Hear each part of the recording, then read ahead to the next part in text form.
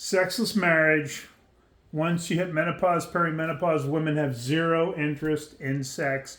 That was a comment that was repeated after the last video. Yeah, and it's not true. No. Not at all. There's a certain percentage of women that it actually skyrockets at that time. They must be the single ones and not the married ones, though. But it's That's true. Terrible. Yeah, well, there's some. But. Actually, I know 2 of them right now. 3. Now that I'm thinking about it, it has completely skyrocketed for them, and all 3 are married. Why does it skyrocket? So that has to do with the hormones. Apparently, one of the reasons that it will skyrocket like that is that like estrogen and progesterone are decreasing. Okay. But the testosterone has not. So it's becoming more dominant.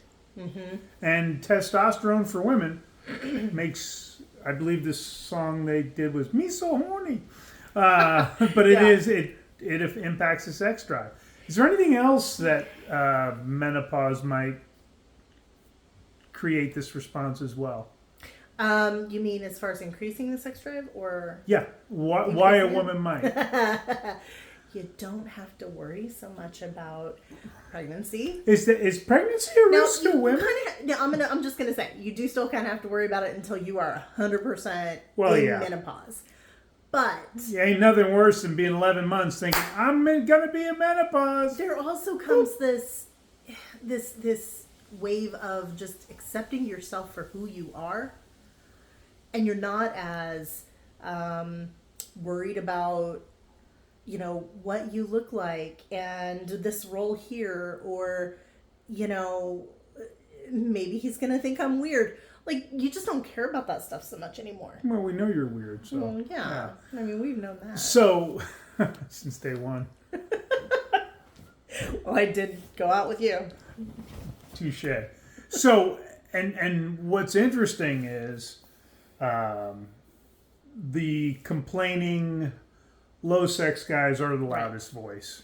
Right. Men who are experiencing abundance in that area, we don't talk about it as much. Yeah. So women who lose all interest are the minority. Okay. The number of women who rank sex as being the number one factor in life satisfaction, relationship happy satisfaction, relationships is really high. Yeah, and it's a huge thing. And I often quote the National Marriage Project. They did a study where weekly date night, they were 360% more satisfied with the relationship. But those same women who were more satisfied because of weekly date night where you build connection and intimacy, shockingly were like 330 or 40% more satisfied with their sex life.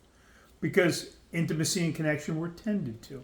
Now, I would argue my biggest problem would be a woman who doesn't take care of herself in this time and doesn't do hormone replacement therapy. Yeah. Now, I will say there's a couple of women that I know who they didn't need it. Well, and that's great. We're only talking about if you need it. If you need it.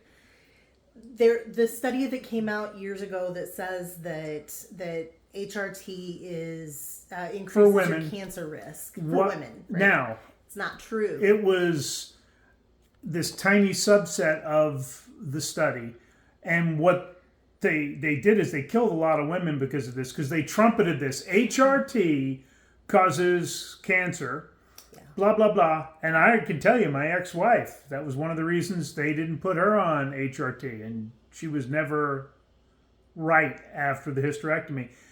And then it comes out, well, yeah, in 1% of women, that's true. Like the subset was so small, but the HRT prevented cardiac problems. Actually, HRT prevents more deaths than that part ever caused to where... So unless I misunderstood you, I think you misspoke. What? HRT does not create the cardiac problems. Lack of HRT. Lack of HRT. There's more heart problems in perimenopause. But the HRT prevents it minimizes it and saves more lives than the falsely reported HRT causes cancer. And honestly, the cancer risk is higher with a lot of statins. Oh, yeah. Well, statins are... that's a whole other issue. Yeah, but my point being... They don't talk about that. They don't even talk about that. Well, they want to push the pill. So, HRT has actually decided that it's been deemed very, very safe at this point. Obviously, check with your own doctor. If your doctor has a clue. If your doctor's up to date on that or information. find a doctor who is. There's actually listings online of doctors who are more up to date on perimenopausal hormonal stuff. And that's a huge thing. Anyway, yeah. Sorry. No, but that's part of the problem with medical society. They want to give you a pill to treat a symptom, not cure a problem, but treat a symptom. Mm-hmm. And they've ignored women's health because they don't have a pill for perimenopause and menopause. And the women who are coming into perimenopause right now, we're like the first ones to be able to start figuring this stuff out, because now there's good research out there. Finally, they're starting to pay attention to that. And we don't have to live the way that our mothers and grandmothers did going through this. Yeah, with no help, no support, no guidance. Yeah. And no way to manage it. So what I love is a couple of the leading doctors in this field who are women have said, yeah, for years I just told my patients, yeah, it's just something you deal with. Mm-hmm. Have come out and been like, boy, I was kind of a crappy doctor. I didn't know what I didn't know, because they don't teach it in medical school. And so the reality is, perimenopause and menopause do not cause an automatic disappearance of sex drive. Now, again, this is what a lot of guys don't want to hear. Sex has got to be worth it too, though. Absolutely. And if you haven't stepped up your game before this period of your lives, now's the time. Because there are physical changes that come for both of you during this time. Middle age. Sorry, middle age, man. It's the physical changes that come for both of you mean that things have to be done a little differently sometimes. Mm-hmm. And you must adapt, because you could become less sensitive, more sensitive. What used to work doesn't work. And guys, variety. Yeah. Women, you can't do the same old, even if it was successful. I can tell you, without being TMI, there are things we know work. Yes. And depending on the day of the month, there have been times those exact things that work 100% didn't work. Like, to the point where at the same time we're both like, I don't think that's going to happen today. And you know what? I didn't get upset. I just said, I guess it's a POB day. Now, here's the thing. I don't think I've told you this. But there were a couple of those times that I can actually identify the problem as having been not feeling that connection that day. Feeling a little distant. And so I was having a hard time getting into it. So the POB was the POB being post-orgasmic bliss. But doesn't always have to be orgasmic, right? Like, it's about the skin-to-skin contact. It's about the cuddling, the talking, the connecting. And so that was the right answer, because that's what I needed that day. Yeah. And some days if it isn't working and you just are doing the snuggling, it might happen. Start working. Things might start working for one or both of you. And so, again, this isn't something to be graded. It's something to be experienced and enjoyed. Yes. I didn't come. Neither of you should be frustrated about that, unless one of them never does because of a lack of effort or enthusiastic participation from the other. Then there's an issue there. But menopause, perimenopause doesn't mean the death of your sex life. Not at all. It actually could be a great opportunity. I know women in their 70s and 80s who are still enjoying a robust sex life. No, yeah. Joan Price writes a column, and I can't interact with her a whole lot because it's for people 60 and over. And I'm like, I'm 59, damn it.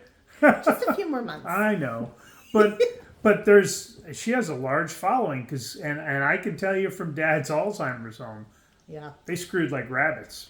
Yeah. Well, that's why the STD rate is actually so high. Yeah. Well, they don't need birth control, so they don't realize they're still going to wrap that. They're not thinking about protection for stuff. So find a doctor, ladies, that you could deal with your hormonal issues, because it isn't about, I'm not even talking about your sex drive. I'm talking about feeling good. Oh my gosh. And that's a whole thing that I need to be doing on my channel, where like the whole journey is a freaking roller coaster, and sometimes I'm playing mad scientist with my hormone creams to figure out what's going on right now.